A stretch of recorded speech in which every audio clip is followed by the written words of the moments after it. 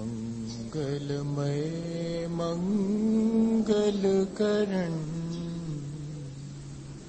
वीतराग विज्ञान नमो ताहि जाते भये अर्हन्ताधिमगा जो विद्यादि सागर सुधी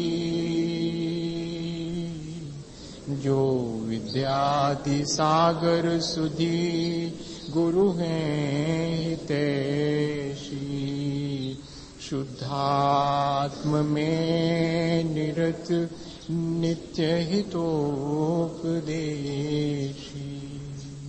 वे पाप ग्रीष्म ऋतु में जलगे सयाने पूजूं उनके सतत केवल ज्ञान पाने पूजूं उनके सतत केवल ज्ञान पाने। बोले भगवान महावीर स्वामी की, आचार्य कुंद कुंद स्वामी की, आचार्य गुरुवर विद्यासागर मुनि महाराज की।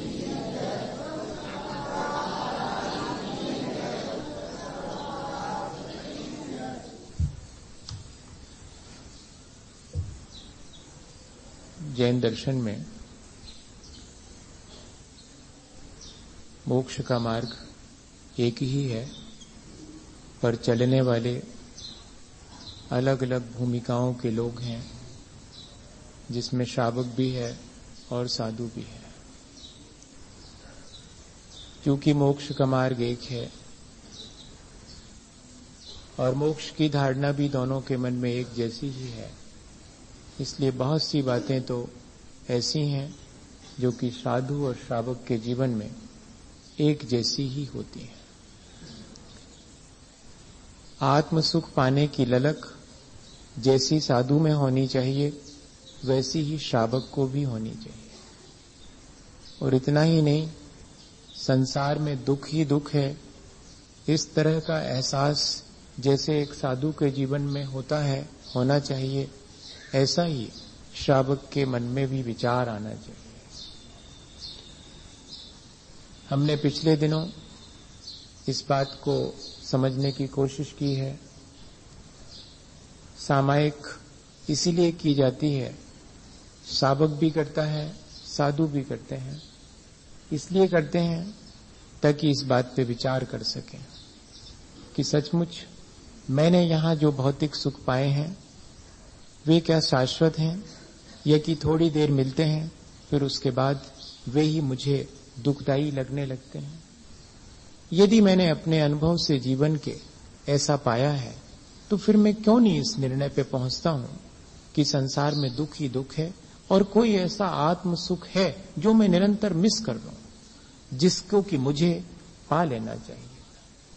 जैसे कि जब हम अस्वस्थ होते हैं, रोग ग्रसित हो जाता है शरीर, तब बार बार ये मन में आता है कि मैं कैसे स्वास्थ्य हासिल करूं, कैसे मेरा ये रोग दूर हो जावे। और ये शरीर तो हमेशा कोई ना कोई दुख मुझे देता ही रहता है, इसके माध्यम से मैं सदा कोई ना कोई दुख पाता ही रहता हूं। ये शरीर का स्वभाव तो ऐसा ही है। अब मुझे जब मैं स्वस्थ हो जाऊंगा तो इस शरीर को ऐसे चलाना है जिससे कि इसमें मुझे अपने आत्म कल्याण करने में बाधा ना आए। जब मैं इस तरह का अस्वस्थता के दौरान विचार करता हूं तो अगर हम गौर से देखें तो इस संसार में हम सब अपने आत्म स्वरूप में स्थित नहीं होने से अस्वस्थ ही तो हैं। स्वस्था स्वस्था, जो अपने आत्मा में स्थित है वही स्वस्थ है, बाकी हम सब अपने आत्मा से विमुख हैं, इसलिए अस्वस्थ ही हैं। हम शरीर के रोग ग्रसित हो जाने को अस्वस्थता कहते हैं भैया, सो ठीक है, लेकिन आत्मा और हमारी चेतना कितनी रोग ग्रसित है, कितनी पतित हो रही है, निरंतर अपने काशायक भावों के द्वारा उसके स्वास्थ्य की फिक्र हम नहीं करेंगे क्या? हमें उसके स्वास्थ्य की फिक्र भी करनी चाहिए। तो मैं उस स्वास्थ्य को पा सकता हूं, मैं अपने उस आत्म सुख को पा सकता हूं, ये हमारे भीतर विश्वास जागृत हो जाए। शावक और साधु दोनों ही इस बात के लिए निरंतर प्रयत्न करते हैं। सुबह दोपहर शाम बैठकर इस संसार के प्रपंच से थोड़ी देर को अलग हट करके और विचार करते हैं कि कब पाऊंगा मैं अपने उस आत्मा का सुख। वैसे तो हम दिन भर यही विचार करते हैं कि कब मिलेगी मुझे वो चीज जिससे मुझे सुख मिलेगा, और वो एक चीज वो देख के आया था बाजार में, वो जब तक नहीं पालूंगा तब तक तो चैन से नहीं बैठूंगा, तब तक तो सुख है ही नहीं। जब हम संसार की चीजों में सुख मानकर उन्हें पाने के लिए निरंतर विचार करते हैं, तो मेरा जो आत्मा का सुख है उसे पाने के लिए कभी कोई समय दिन भर में हम तय नहीं करेंगे विचार करने के लिए। और जो इस तरह अपने दिन भर के शेड्यूल में इस चीज को शामिल कर लेता है, वही तो सामायिक प्रतिमा को धारण करने वाला श्रावक है, या वही तो सामायिक चारित्र को पालन करने वाले मुनिजन है। और कोई विशेष बात नहीं है। उद्देश्य उसका सिर्फ एक ही है कि मुझे इस संसार के प्रपंच में थोड़ा समय तो मिले जिसमें कि मैं विचार कर सकूं कि आत्मा का सुख पाने के लिए मुझे क्या करना चाहिए। और इतना ही नहीं, इन संसार के दुखों से बचने के लिए मुझे क्या करना चाहिए। दोनों ही चीजें एक ही जगह ले जाएंगी, अलग अलग नहीं ले जाएंगी। यदि मैं ऐसा विचार करूं कि आत्मा के सुख पाने के लिए क्या उपाय करूं, तो भी मुझे वही करना पड़ेगा जो कि संसार के दुखों से बचने के लिए करना। मैं किन चीजों से विमुख हूं और किन चीजों को अपने सम्मुख रखकर उनमें प्रवृत्त हूं, प्रवृत्ति कैसी करूं और निवृत्ति मेरी कैसी हो, इन दोनों का यदि हम समायोजन कर ले व्यवस्थित रूप से, फिर देखिएगा जीवन का आनंद। हमको करना सब है, लेकिन हमारे अंदर जो विचार हैं वे हम व्यवस्थित कर लें तो हमारे द्वारा किए जाने वाली सारी चीजें व्यवस्थित हो जाएंगी। विचार से ही सारे कर्म की धाराएं निकलती हैं। जैसे कि नदी के उद्गम से नदी निकल करके विभिन्न धाराओं में फैल जाती है, और नदी का उद्गम अगर विषाक्त हो जाए तो उससे निकलने वाली सारी धाराएं विषाक्त हो जाती हैं। ठीक ऐसे ही जीवन में विचारों के ऊपर है। हमारे अंदर अगर आत्म सुख पाने का विचार है, अगर संसार के दुखों से बचने का विचार है, एक ललक हमारे भीतर है, तब फिर देखिएगा हमारे सारे कर्म उसी के अनुसार व्यवस्थित होते चले जाएं। और जिसके भीतर ऐसा कोई कॉन्सेप्ट ही नहीं, जिसके भीतर कोई ऐसा दृढ़ संकल्प ही नहीं है कि मुझे इस तरह करना है, सिर्फ एक बाहरी विचार है कि हाँ आत्म सुख पाना है, होता होगा कुछ, कभी देखेंगे, अभी तो बहुत काम है मुझे संसार के। नहीं, ऐसे हम नहीं पा पाएंगे उस चीज को जब तक हम संकल्पित नहीं होंगे, जब तक हमारे भीतर ये बात ललक पैदा नहीं कर देगी, हमारे भीतर इस बात का उत्साह जागृत नहीं होगा कि मुझे तो अब कर ही लेना। तब फिर आचार्य भगवंत जब किसी को इस बात की इच्छा जागृत होती है कि मैं आत्म सुख कैसे पाऊं, तो उपाय बताते हैं, या इस बात की इच्छा जागृत होती कि संसार के दुखों से बचूं, तब उपाय बताते हैं। और ज्यादा कठिन नहीं है। पहले वे हम ही से पूछते हैं कि ये बताओ, संसार में अगर दुख का कोई कारण है तो कौन सा है? संसार में दुख का कारण ये सब लोग, ये संसार ही तो मेरे लिए दुख का कारण है। ये जरा ठीक हो जाए तो मुझे बहुत सुख हो जाएगा। मेरे बच्चे ठीक नहीं चलते इसलिए मुझे दुख है, मेरे परिवारजन मेरी बात नहीं मानते इसलिए मुझे दुख है, समाज में जहां जाओ वहां पर इज्जत ही नहीं करता, थोड़ी कोई इज्जत मिलने लगे तो बड़ा सुख है। ऐसा तो बहुत बार विचार करके देख लिया है कि संसार में ये दुख के कारण है। अच्छा, तो जिनको ये चीजें मिल गई हैं वे सुखी हैं क्या? गौर से देखेंगे तो वे भी सुखी नहीं हैं। और अंत में हम इस निर्णय पर पहुंच जाएंगे कि मेरा राग, द्वेष और मोह मेरे लिए दुख पहुंचाता है। इस संसार के दुखों से बचना हो और आत्मा का सुख पाना हो तो मैं राग द्वेष मोह को घटाते चले जाऊं। घटाने की प्रक्रिया सीखनी पड़ेगी, बस इतना ही है। ये तो सुनी हुई बात है कि राग द्वेष मोह, लेकिन इसको घटाने का बहुत प्रैक्टिकल अप्रोच क्या हो सकता है, ये तो शास्त्र में लिखी हुई बात होगी। लेकिन अपने जीवन में हम उससे कैसे घटाएं, कैसे कमती करें, जिससे कि हमारा संसार का दुख कम हो। और जितना संसार का दुख कम होगा उतना ही आत्मा का आनंद आना शुरू हो जाएगा। दोनों चीजें साइमल्टेनियस चलने वाली हैं। कहीं से कोई आत्म सुख लाना हो ऐसा नहीं है। आत्म सुख तो मेरे भीतर भरा पड़ा है, लेकिन मैं अपने राग द्वेष मोह के कारण उससे विमुख होकर के इन्हीं संसार की चीजों में इष्ट अनिष्ट की कल्पना करके सुखी दुखी हो लेता हूं। कुल इतना सा मामला है और ज्यादा कुछ भी नहीं है। जैसे कि हमने कभी आपको उदाहरण सुनाया था रविन्द्रनाथ टैगोर का कि वे अपने कमरे में रात 12 बजे एक कैंडील जला करके और लिख रहे थे, कविता लिख रहे थे। और अचानक उनको लगा कि बस पूरी हो गई और अब तो टाइम भी हो गया, सोना चाहिए। और सोने के लिए जैसे ही उन्होंने कैंडील बुझाई, वो तो सोच रहे थे कि अंधेरा हो जाएगा कमरे में, लेकिन खिड़की और दरवाजे जो खुले थे उनसे ढेर सारी चांदनी भीतर आती हुई दिखाई पड़ी और कमरे में रोशनी फिर भी। तब उन्होंने अपने जीवन में संस्मरण लिखा कि मुझे उस दिन पहली बार लगा कि मैं तो सोच रहा था कि ये रोशनी मेरी कैंडल से है, नहीं, रोशनी तो परमात्मा की निरंतर मेरे ऊपर बरस रही है।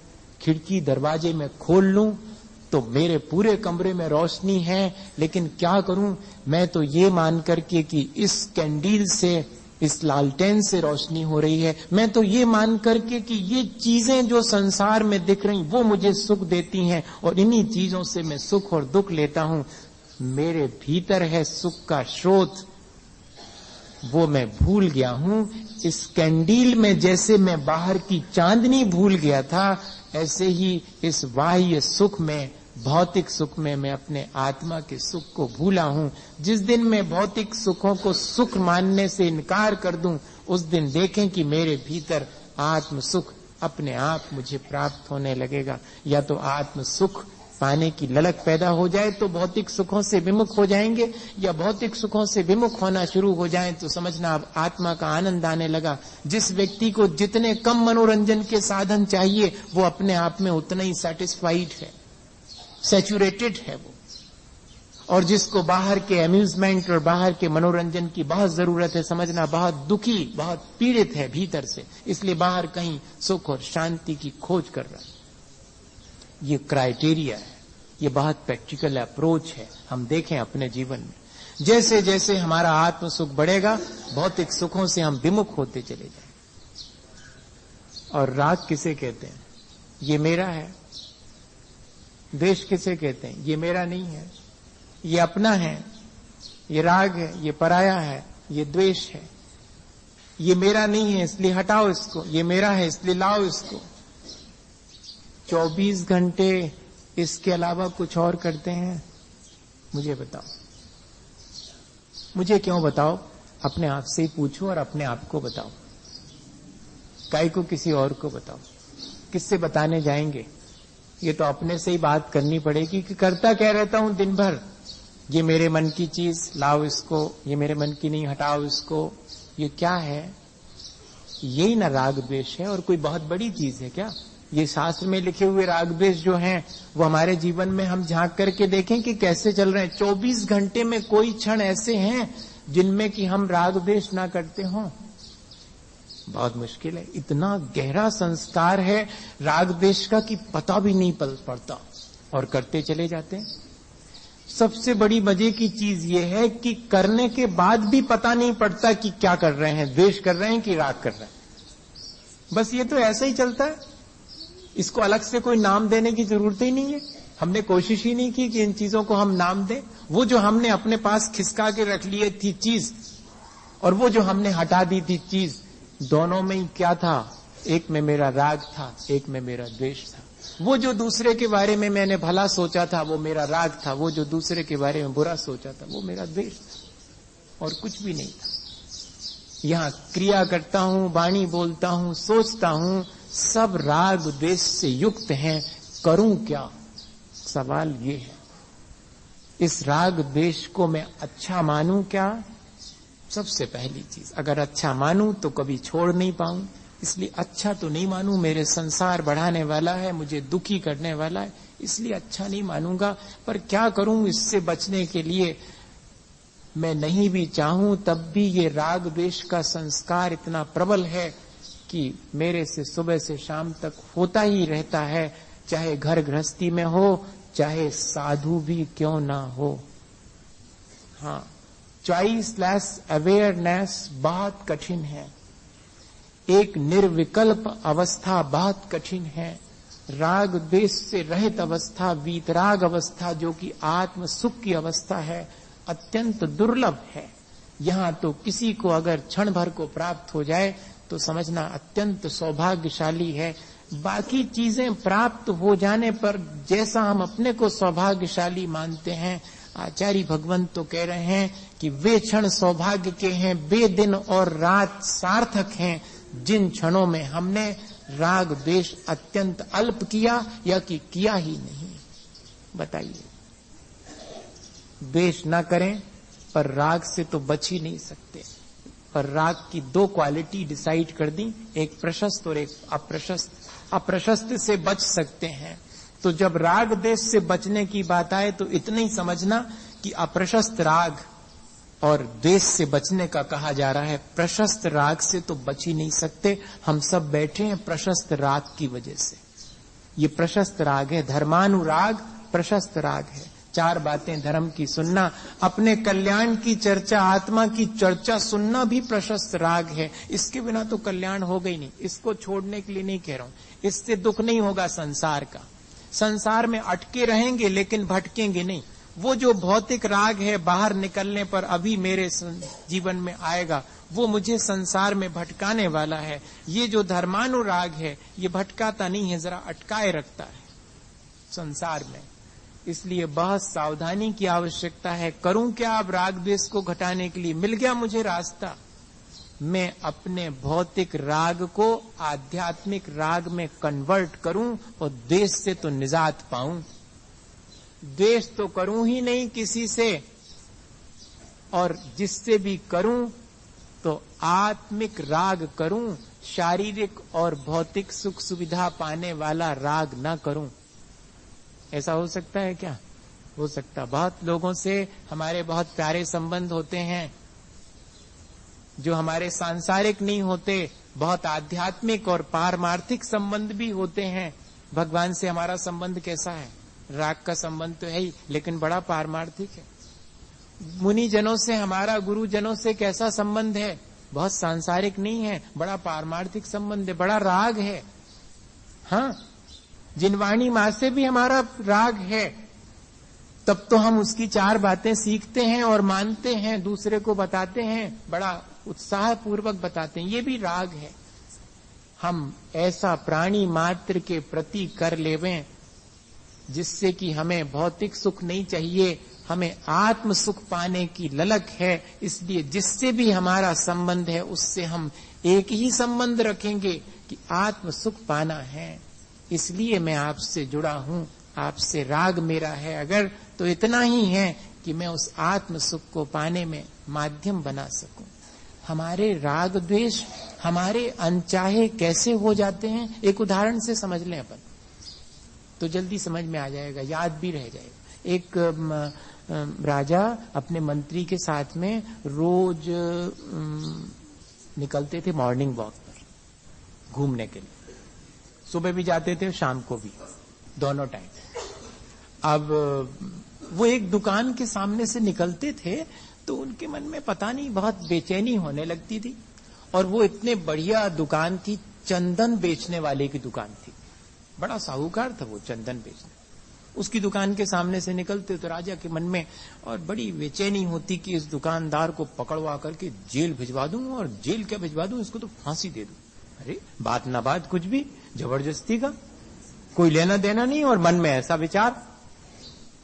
ये हमारे भीतर उठते कैसे हैं ऐसे भाव? जबकि हमने नहीं सोचा, फिर भी द्वेष का भाव, फिर भी राग का भाव।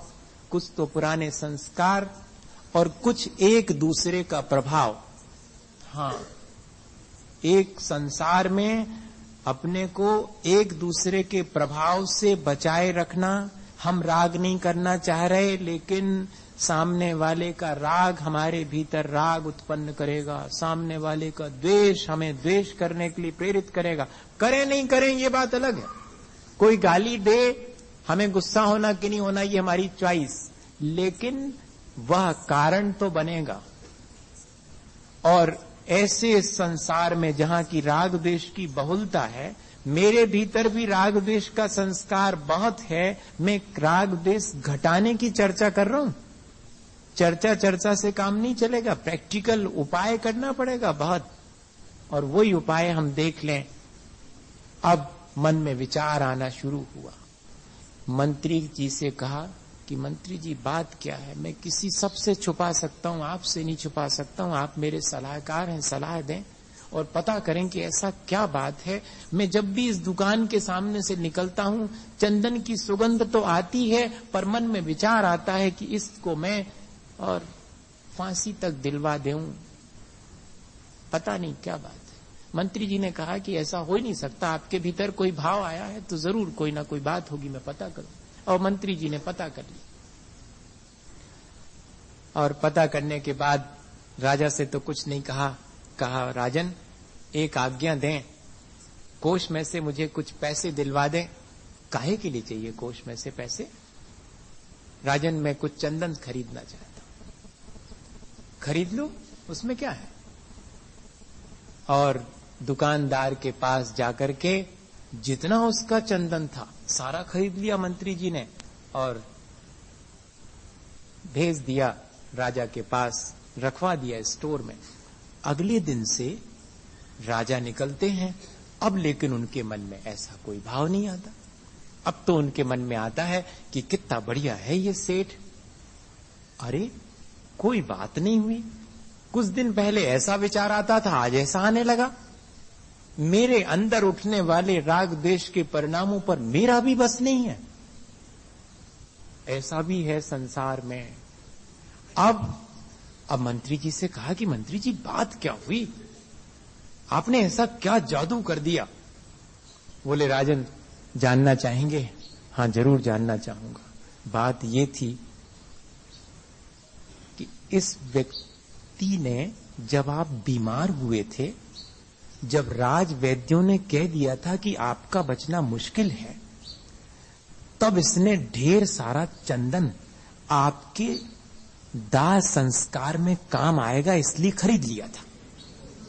हाँ, अब फिर उसके बाद कर्म धर्म संयोग से आप राज वैद्यों के उपचार से स्वस्थ और प्रसन्न हो गए और रोज सुबह शाम घूमने निकलते हैं। जब जब तब इसके मन में आता है कि मेरे चंदन का अब क्या होगा, कौन खरीदेगा?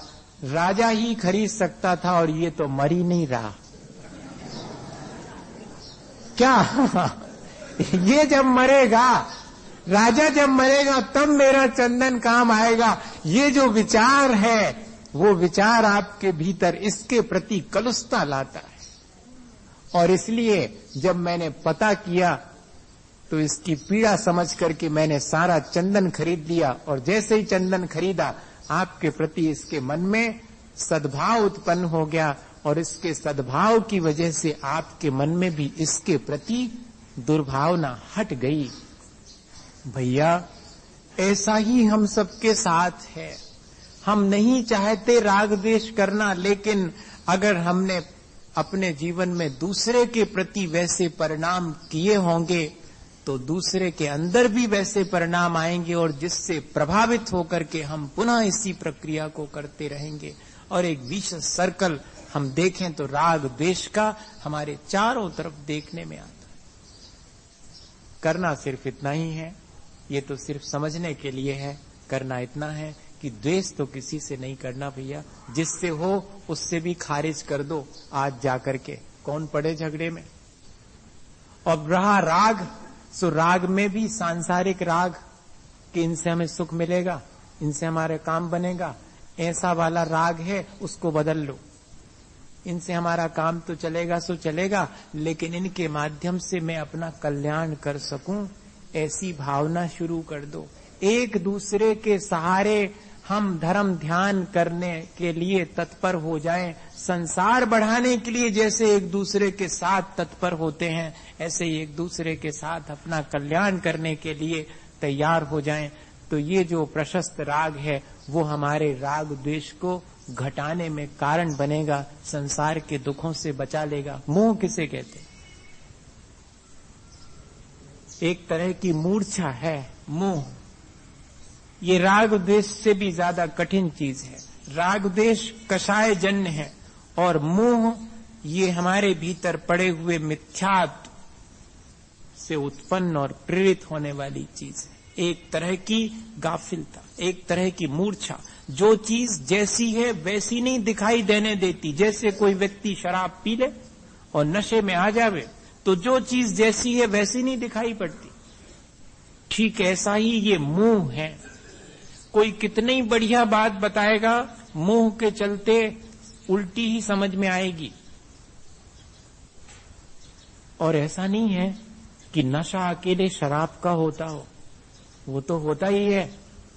पैसे का भी नशा होता है, अपने पद प्रतिष्ठा का भी नशा होता है, यश और ख्याति का भी नशा होता है, सब चीजों का नशा होता है।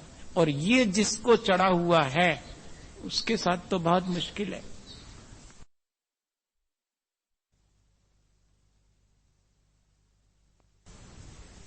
संसार के दुखों को भी दुख नहीं मानेगा इस मोह के चलते।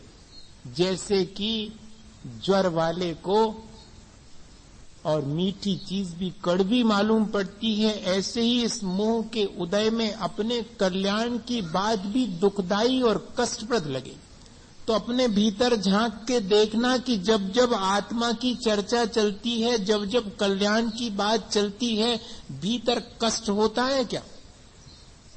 अगर कष्ट होता है तो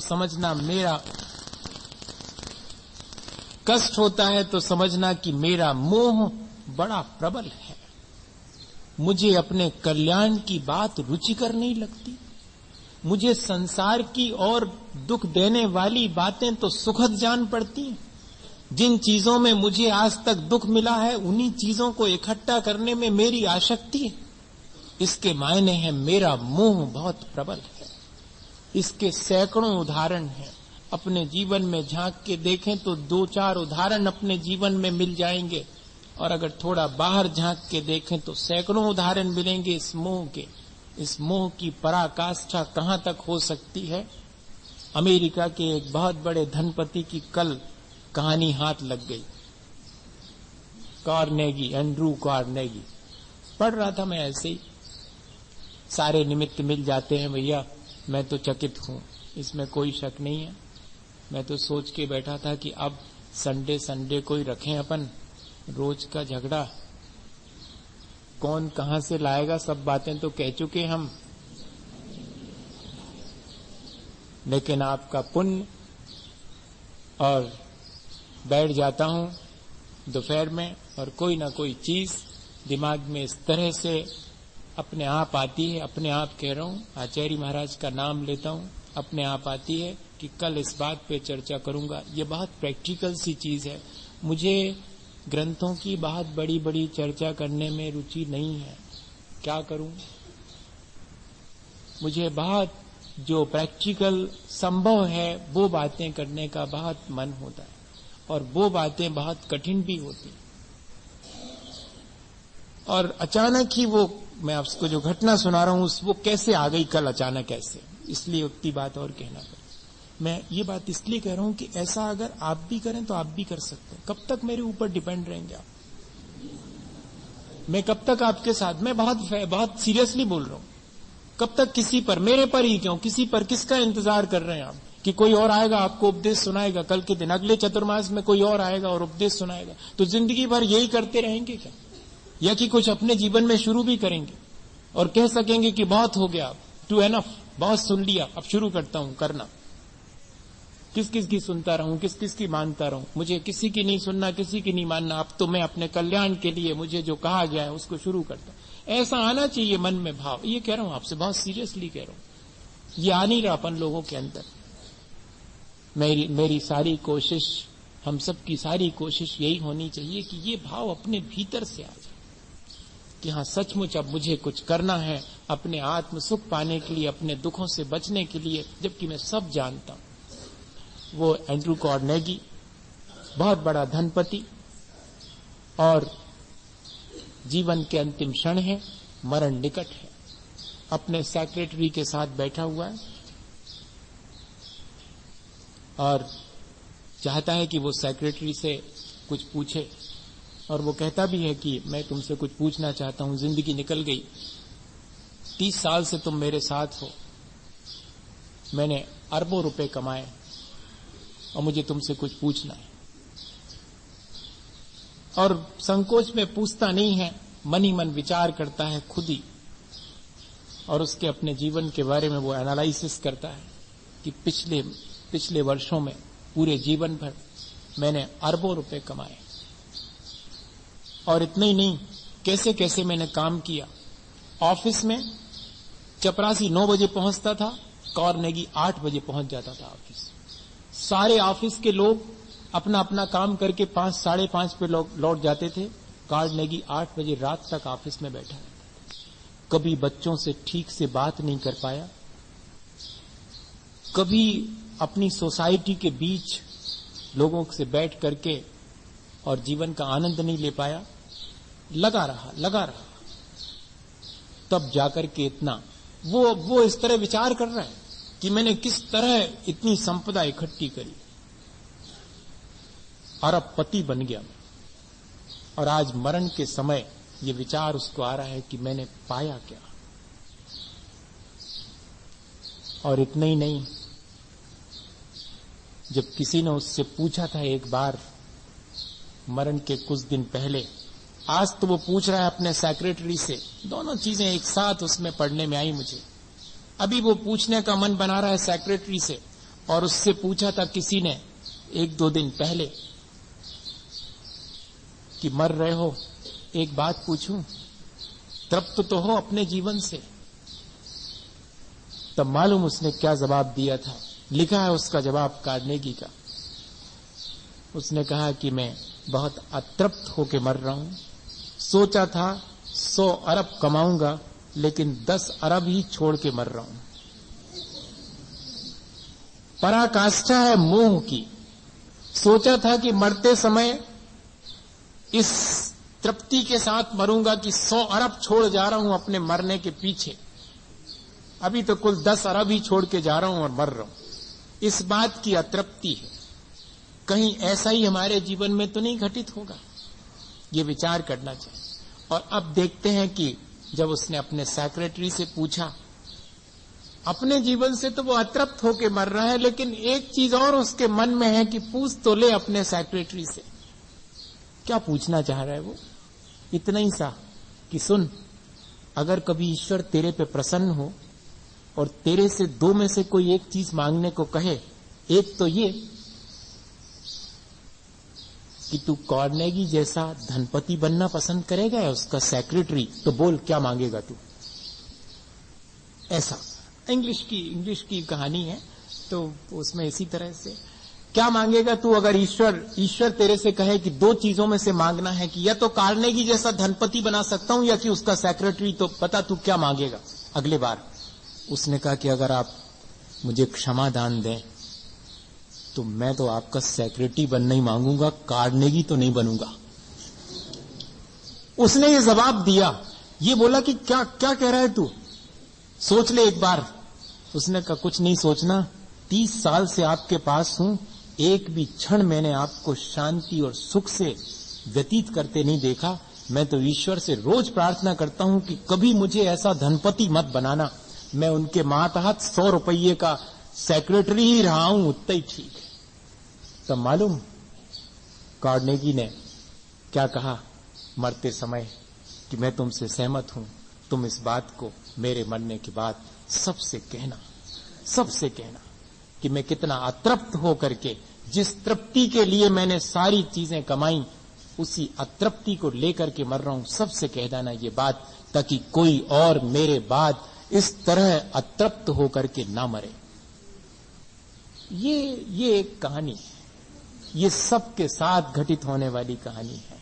ये किसी एक धनपति के साथ नहीं, हम सबके साथ कई जिंदगियों से घटित होती चली आ रही है, आज ही घटित हो रही हो ऐसा नहीं। ये है मोह। पहचान रहे हैं अपन अपना मोह? नहीं, लिखा तो है किताब में मोह, लेकिन पहचान में आ गया? आज तो पहचान में आ गया होगा कि यही है। ये मामला बहुत गड़बड़ है।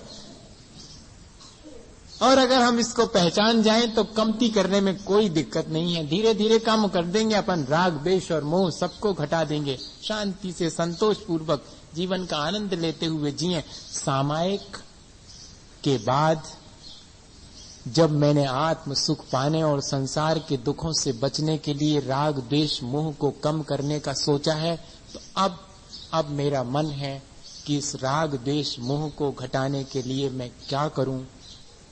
अभी तो इस राग द्वेष मोह को घटाने के लिए घंटे घंटे भर, दिन भर में 3 बार बैठता हूं। अब तो मेरा मन है कि माह के 4 पर्व के दिनों में कम से कम पूरे दिन इस राग द्वेष और मोह से बचने के लिए कोई उपाय करूं। और ऐसा विचार मन में आते ही श्रावक, घड़ी देख लूं, देख लूं, ऐसा विचार आते ही श्रावक तय करता है कि अब वो क्या करेगा।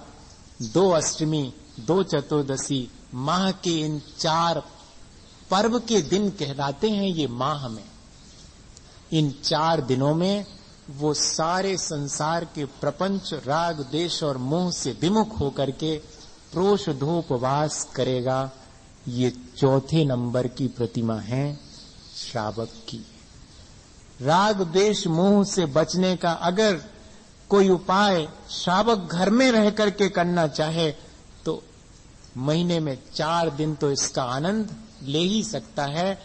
4थी प्रतिमा धारण कर ले तो फिर जीवन भर महीने के 4 दिन जो पर्व के हैं, पर्व के क्यों कहलाते हैं?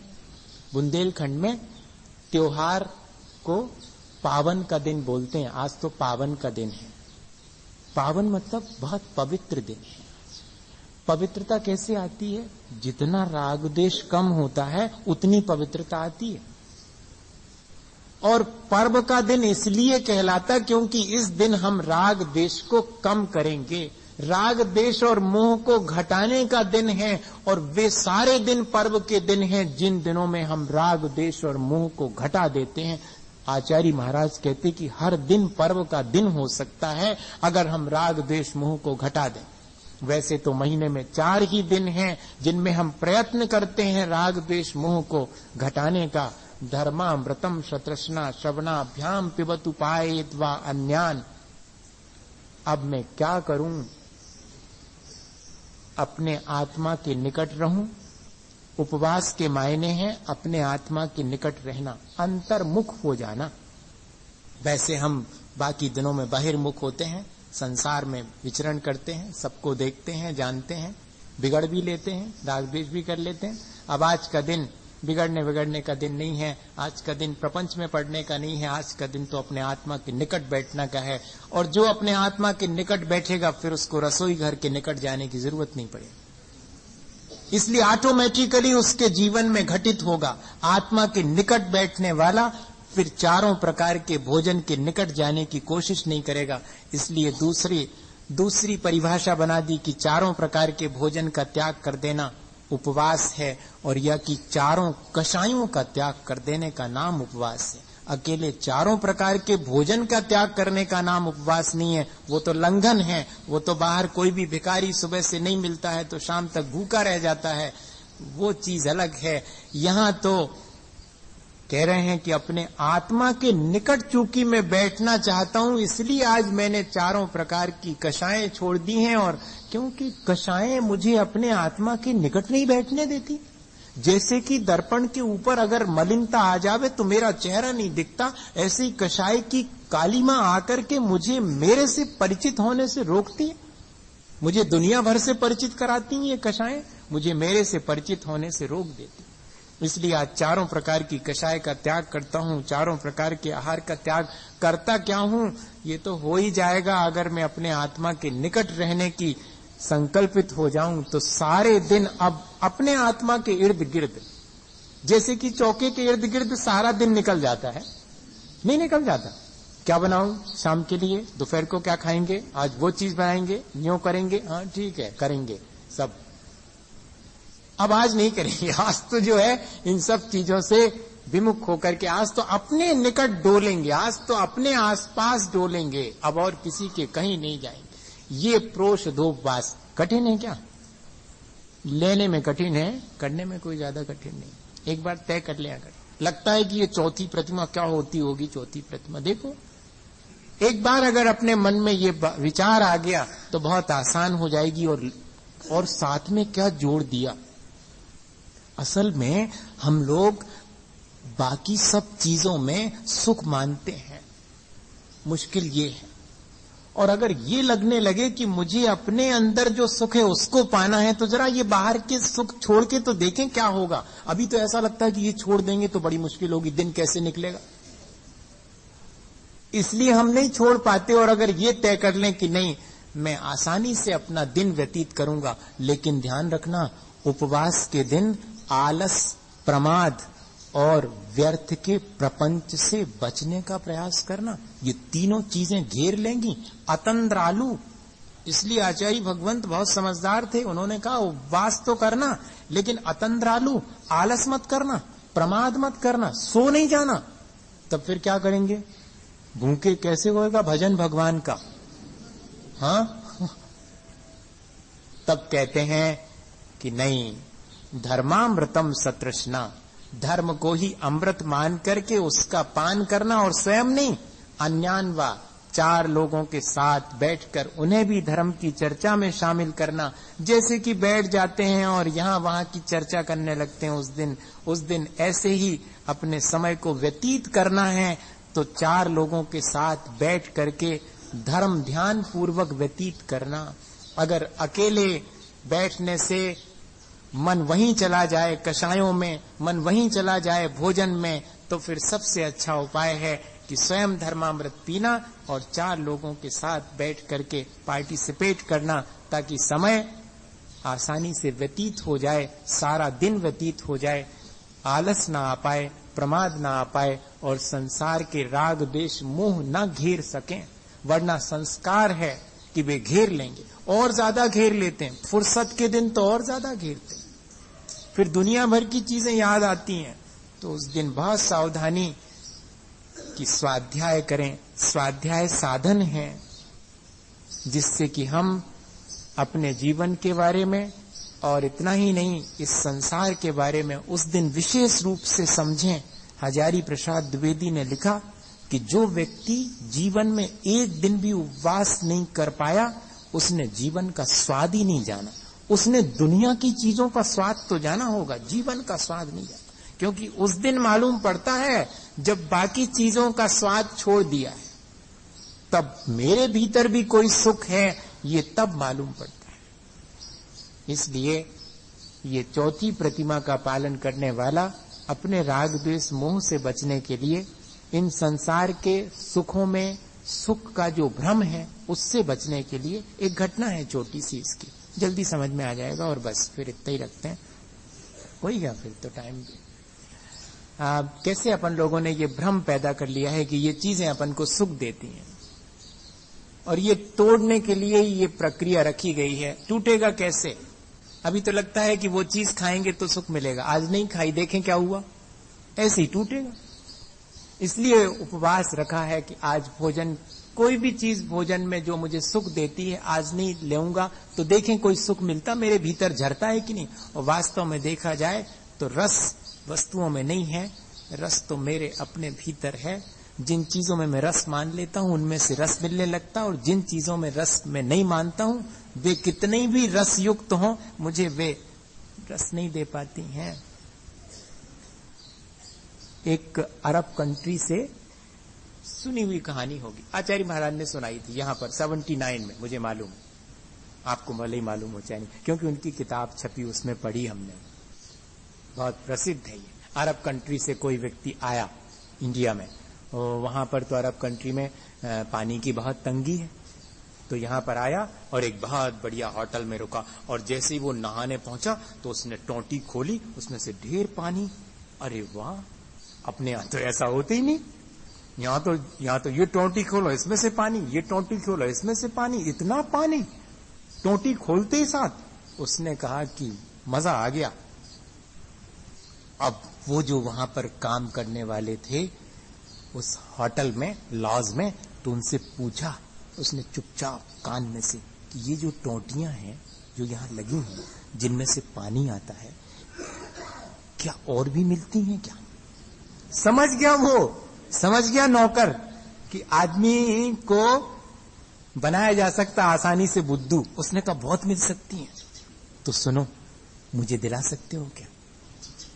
दिला सकता हूं। तो कितने कितने रुपए की? 100 रुपए लगेंगे, एक एक के 100 रुपए। हाँ, ऐसे ही तो यहां पर है।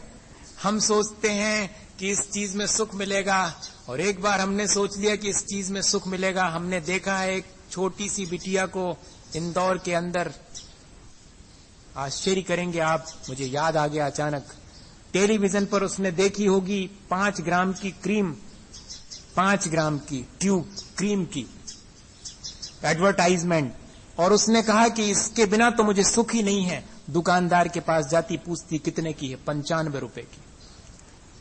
95 रुपए की 5 ग्राम की ट्यूब। लेकिन अंकल, वो कहती अंकल मैं इसको खरीदूंगी जरूर, अभी कहीं ना कहीं से पैसे अरेंज करके लाती हूं, इसको खरीदूंगी। ये क्या है? हमें उस पर हंसी आ रही है कि वो टोंटी 100 रुपए की कह रहा, और हम कह रहे हैं क्या, दे दो 100 रुपए की दे दो टोंटी। और ये जो बाहर चीजें पड़ी हुई हैं, चाहे जितने दाम दे करके हम उनमें से सुख नहीं पाना चाहते। हम में और उसमें ज्यादा अंतर नहीं है भैया। अगर ऐसे हम घटित करें, और उसने ले ली 1 दर्जन टोंटियां 100 रुपए की, रख ली उसने अपने थैले में। क्यों? उसको तो मालूम पड़ गया था कि ये खरीद लूंगा मैं तो ढेर पानी अरब कंट्री में ले जाऊंगा, और बस, और रात अरे आप समझ गए, आप जल्दी से हमारी पूरी नहीं हो पाई वो अभी। तो उसने क्या करा, फिर वो चला वो टोंटियां रख करके बैग में, और जब ट्रेन में बैठा तो उसने रात में उसके मन में आया कि देखें अब लेके जा रहे हैं, देखें तो थोड़ा सा खोल करके देखेंगे, अब भी आएगा उसमें से पानी। और उसने रात में बैग में से धीरे से, जब सब सो गए, तो एक टोंटी निकाली, खोली, कहां उसमें पानी। दूसरी निकाली, खोली, उसमें कहां। उसने कहा ठगे गए। उसका जो मित्र था, जो कि चुपचाप उसे देख रहा था, उसने कहा किसी ने तुम्हें ठगा नहीं है, तुम खुद ठगाए गए। उसने कहा अरे, मैंने तो वहां टोंटियों में से पानी निकलते देखा, इसलिए मैंने टोंटी खरीद ली। उसने कहा बुद्धू, टोंटी में से तो पानी आ रहा था, टोंटी में पानी नहीं था, पानी तो टंकी में होता है, सुख तो भीतर होता है, ये तो बाहर टोंटियां हैं, उनमें से लगता कि आ रहा है सुख। हाँ, ये टोंटी है, इसमें से लगता सुख आ रहा है। ये पेन मेरे पास है इसलिए बड़ा सुखी हूं, इस पेन से सुख निकल के नहीं आ रहा है, मेरे भीतर की मान्यता में से सुख आ रहा, मेरे अंदर से आ रहा है सुख और दुख दोनों ही। ये जिस दिन समझ में आ जाएगा, उस दिन ये जो बाहर की जितनी भी सुख विलास की सामग्री जो टोंटी की तरह हमने खरीद ली है, जिसमें हम सुख मान रहे हैं, वो बंद कर देंगे अपन खरीदना। बहुत कठिन है, आप घर जाकर के बहुत मुश्किल में पड़ेंगे आज तो। अब अगर जो व्यक्ति खरीदेगा तो वो ऐसे ही होएगा कि उसमें से सुख पाना चाह रहा है, जबकि उसमें सुख है नहीं भैया, क्या करे। लेकिन कब समझ में आएगा अपन के, आना चाहिए देर सबेर कभी भी। हम कम से कम इतना तो भाव बनाएं कि इन सब चीजों में मैंने जो सुख मान रखा है सचमुच में है नहीं, मुझे तो अपने भीतर का सुख पाने के लिए कोशिश करना चाहिए। ये सारी चीजें मुझे बहुत थोड़ा सा सुख दे पाती, भौतिक सुख दे पाती हैं, मुझे इनमें नहीं रचना पचना है। कम से कम एक दिन तो ऐसा मेरे जीवन का हो, सारा दिन, जिसमें कि मैं इन सारी चीजों में सुख नहीं मानूंगा और इनको छोड़ करके अपने आत्मा के सुख पाने का अभ्यास करूंगा। चौथी प्रतिमा में यही अभ्यास श्रावक करना शुरू करता है तो उसके जीवन में आनंद आना शुरू होता। इसी भावना के साथ बोलिए आचार्य गुरुवर विद्यासागर में।